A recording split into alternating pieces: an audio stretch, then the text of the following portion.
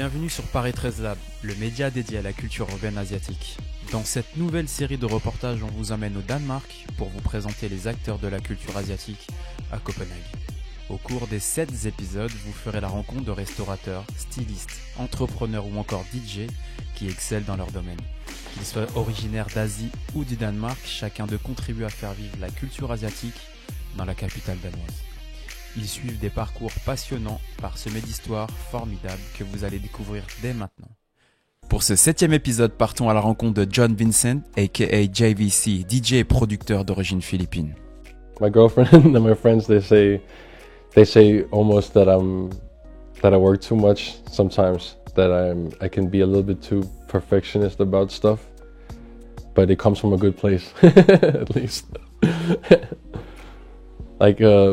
I don't mind taking, let's say making a song, I don't mind taking a lot of takes just to get that right one. And I don't mind that people take it in bits. Obviously, you should be able to do it in one take as well, because how are you going to perform it? But that's what I mean again, from that side, the artist needs to have that work ethic. You need to rehearse all the time, you need to practice. It's really important to do it full. Otherwise, it's not going to turn out nice, I think. Or it's not going to turn out how you envision, which is really what we're all trying to do. We have things in our head and we want to fulfill it and perform it, I would say. My name is John Vincent, also known as JVC. I am a b-boy turned DJ turned producer, Filipino, born and raised in Copenhagen.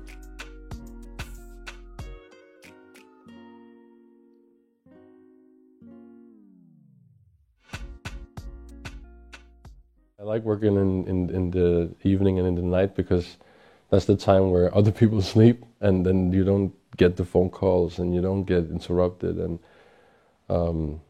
so that's my time. I think I grew up at a place called Amager, south of Copenhagen, and I grew up with a big family. My grandma came here back in the early 70s, as one of the first Filipinos coming here, and after some time she brought her whole family here, which is 10 kids. My mother has 9 siblings, and they all moved here. A lot of my older cousins also were into hip hop already, and so when I was young, I saw that and started learning to dance when I was very, very young.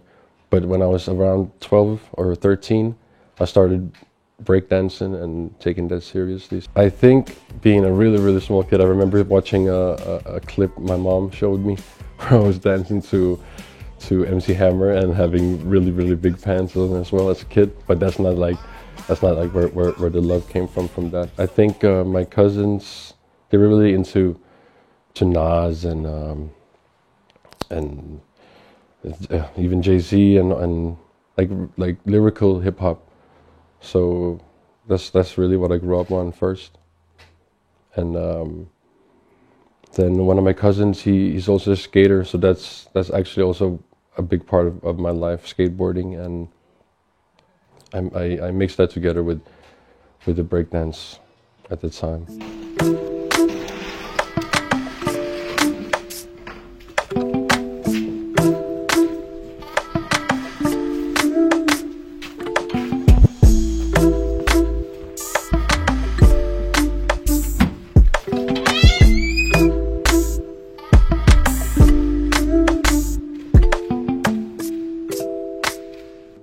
I had a crew called Astor Crew. Shout out to them, man.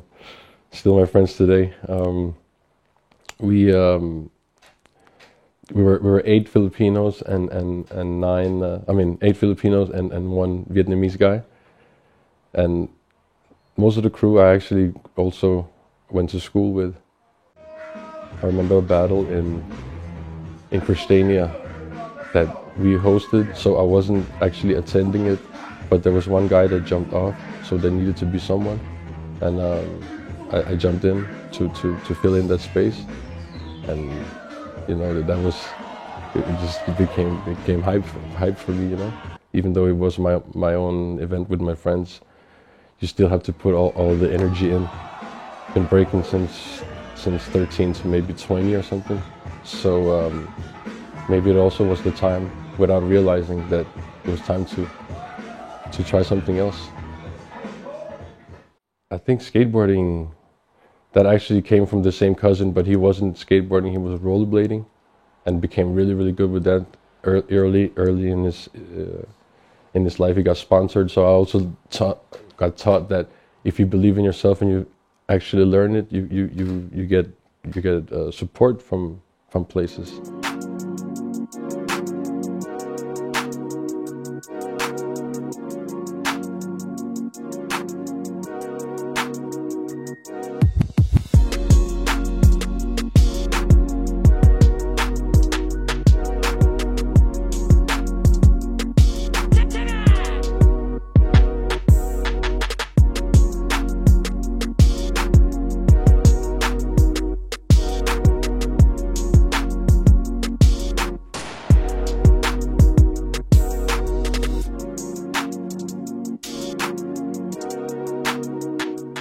Coming to all of those events, I started to actually watch the DJ more sometimes at the battles, because in their way of doing a set is juggling a lot and playing the same breaks, and I just thought like how they do it, you know.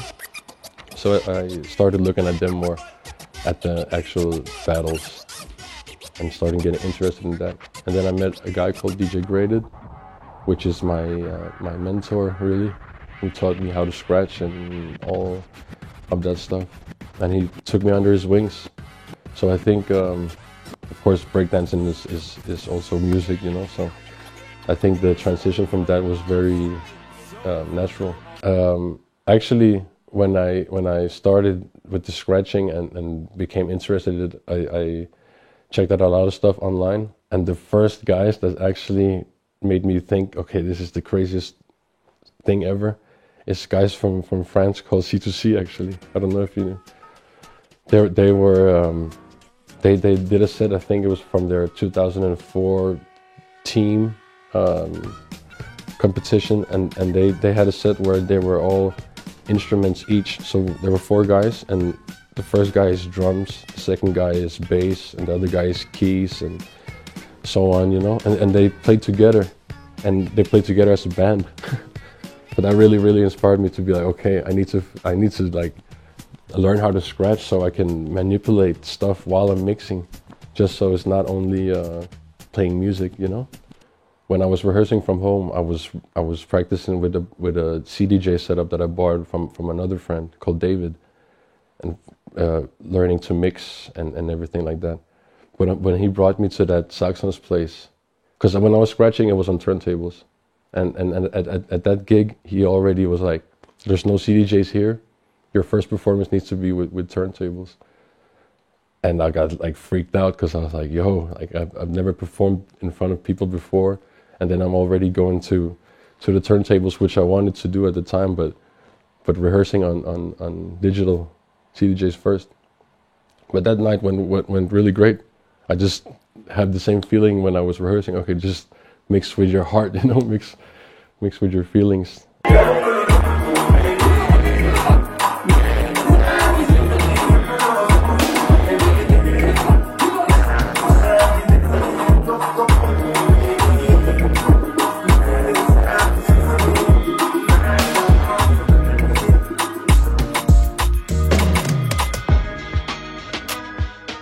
Coming from the community of dancing and being like a little bit like you know, people from around the city and stuff like that. So when I started DJing, I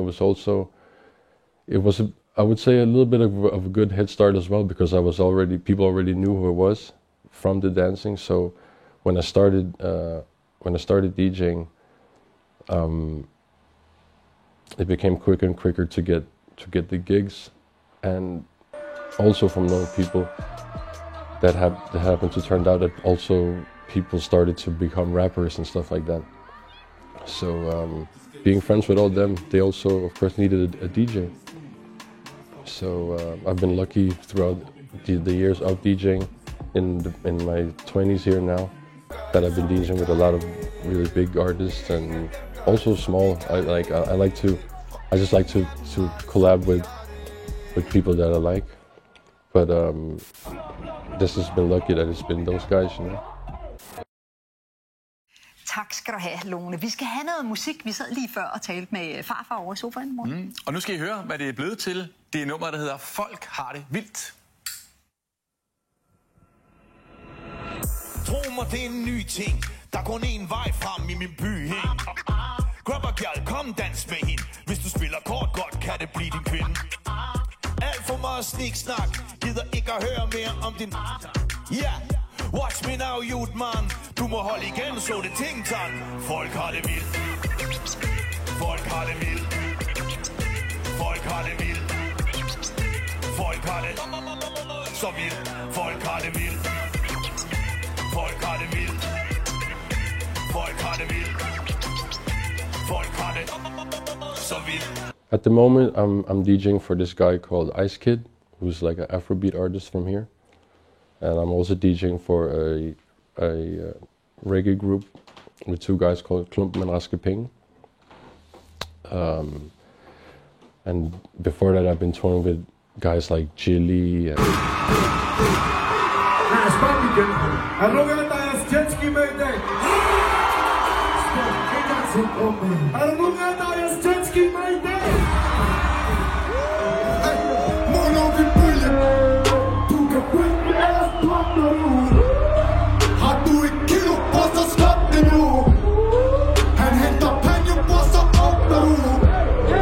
Det er helt behageligt, det er ikke kort nu. Jetski, du må bruge mig til jetski. Jetski, du må bruge mig til jetski. Jetski, du må bruge mig til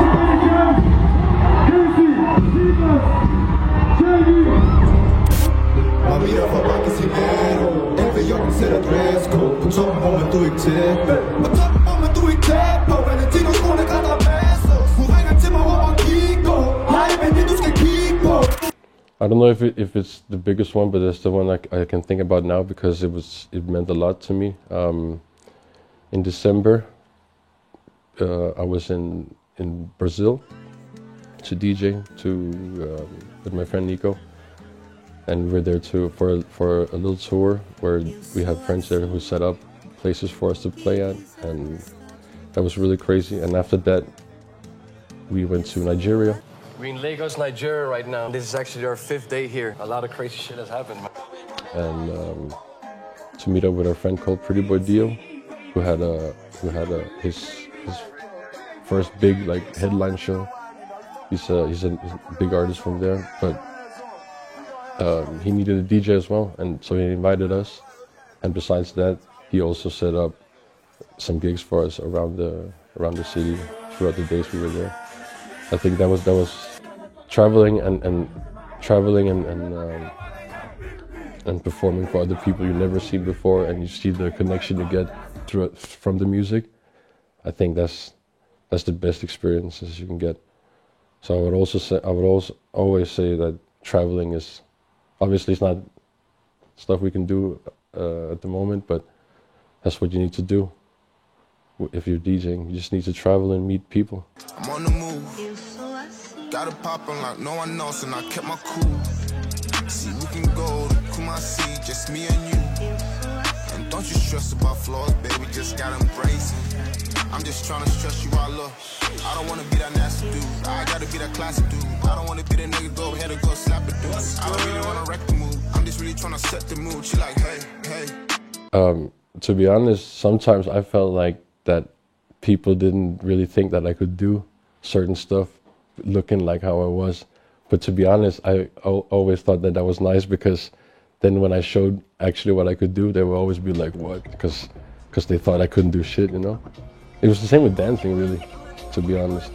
I don't know if the stereotypical side of, the stereotypical way of looking at the Asian guy is that they're small and they can't really do stuff. This is maybe besides fight, like karate or whatever, you know? But yeah, when I felt that pressure, people didn't think that I could do it. I always felt like, okay, I'm gonna show these motherfuckers. I'm I always thought I'm going to show these guys, you know, instead. As a Filipino, there's a lot of like respect you have to learn, and like when we meet elders, there's this thing called bless, or where you're blessed and you like take the elderly hands and put it on your forehead to show respect. And we were really taught that when we were growing up. So I guess that stuff like that goes on to the stuff you do, you know. So when mixing, I also really I want to do it properly and respect the music.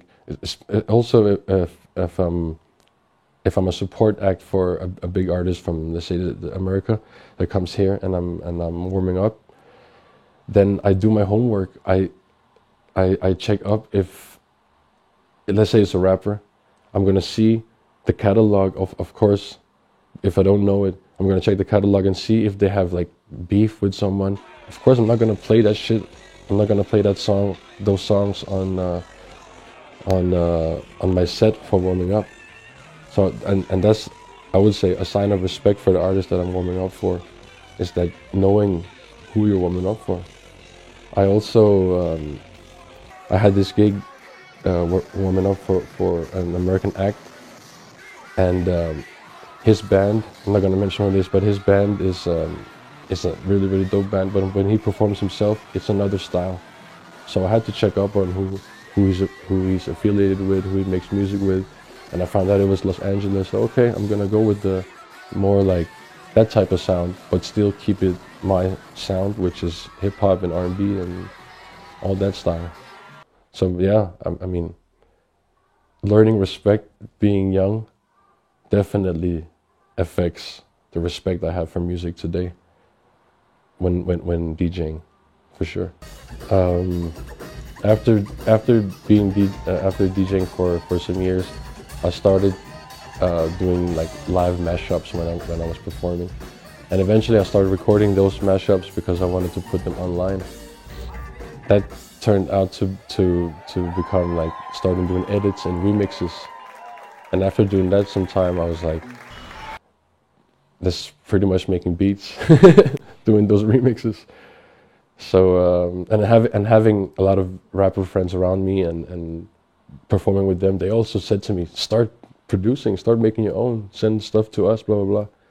And so at the end I was like, okay, I'm gonna start doing it. And it took me some time, and just like with DJing, I spent a lot of time before actually performing as a DJ. So the same with producing, I spent a lot of time learning about it before saying that I was a producer. I just don't want to put like labels before I really knew how to do it. And also, I hate saying this, but a lot of people say and that I'm known for, when I start something, I get really, really good at it and really quick. First I'm on your front page, then I hit the main stage. I see like it's ice age, ain't catching no shade. I don't know no one better, looking better than your best face. Sliding on these niggas like I'm on a fucking bobsled. Whipping left, whipping right, cool whip, pound whipping, scramble eggs, pound whipping. I'm a soldier, don't be playing with my chicken, that's my dinner. Give you half a splash, brother, 30 rounds from the extended, and it's plenty. While I sip on the end, my bitch sip on the rim. Post moves high shimmy. Line ass Uncle Jimmy, always talking mighty bro. Here, take this and bring me back a coat. Kender den ikke, men jeg elsker ens krop. Indtil du kysser på gamertop. Jeg er kommet for fast 700 for en fest. Kokain det flag. Ketamin det hest. Jeg har hvad end du skal bruge. Har jeg det ikke, bare giv mig en uge. Du er en heller uden forbindelse til nogen. Ved for evigt, det for evigt. Taler piller på mit CV. Piger siger mig, det kan lide det. I do different ways, of course. Sometimes I can make a whole beat and then think about like how it's going to sound and already think of an artist that I want to send it to.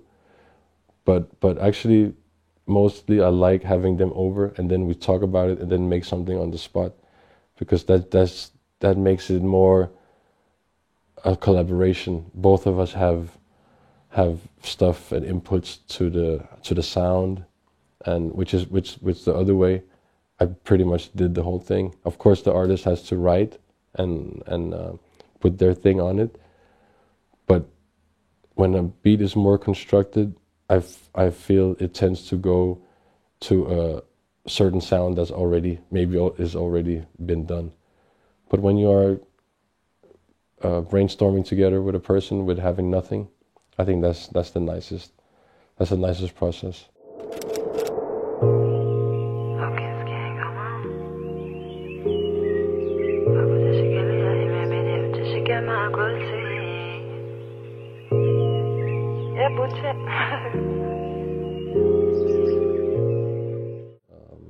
At the moment, I'm making music with one of my good friends called Katana, who's a Danish, half Kenyan artist.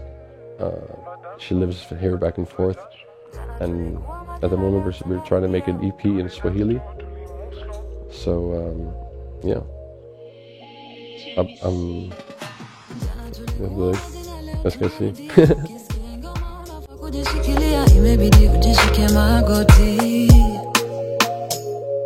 Jana tulikuwa Madina, leo tunarudia. Ukisikia ngoma unafaa kujishikilia, imebidi ujishike magoti. I think I'm doing this because I really enjoy it. I don't really have a mission to be like the world's most famous person doing DJing and producing together, all that. I just really enjoy when thinking about something, like make that project and then pulling it through and then like putting it out to the world. I think that's the most freeing feeling you can have. Like show your creativity to other people and try to inspire others, because I always get inspired by watching other stuff, you know. So I think my mission is to keep on doing what I like and inspire others to do so.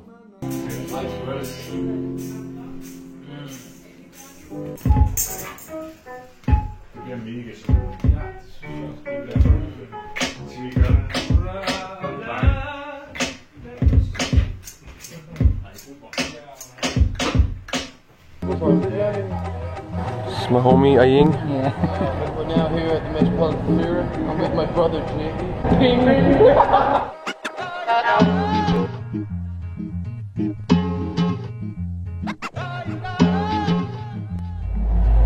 Fucking shit, man.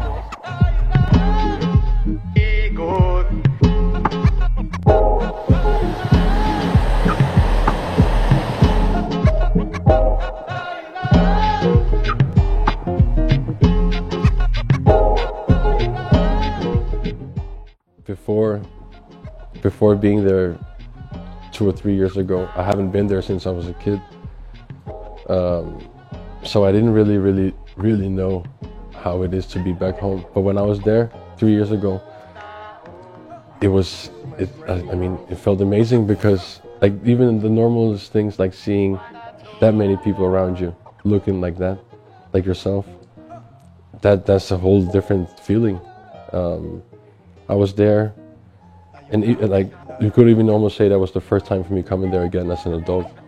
So but the reason why we came there was we went there to do a project with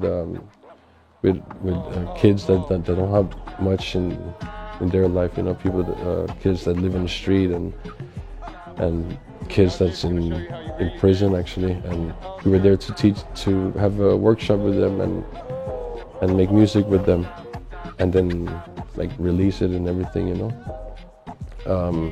And that was really a great feeling to be able to do that, because yeah, yeah, it's deep. I don't know.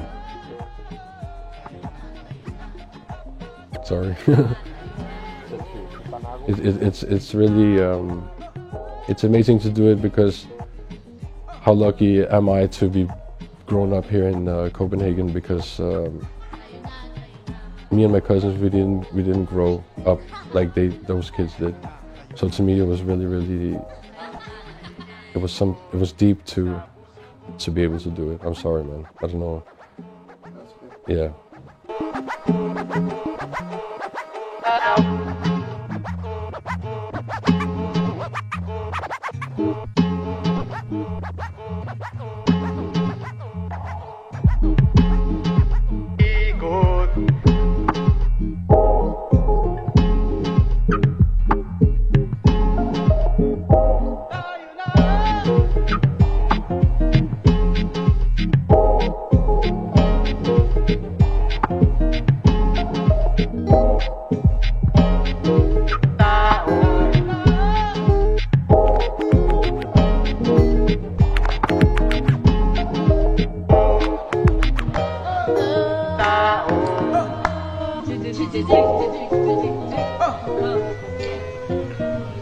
With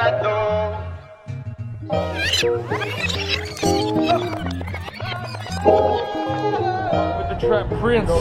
Don't fuck with the Trap Prince. Shout out all my boys and Spaces from North. Yo! What's good? My name is John Vincent, aka JVC, Filipino from Copenhagen, Denmark.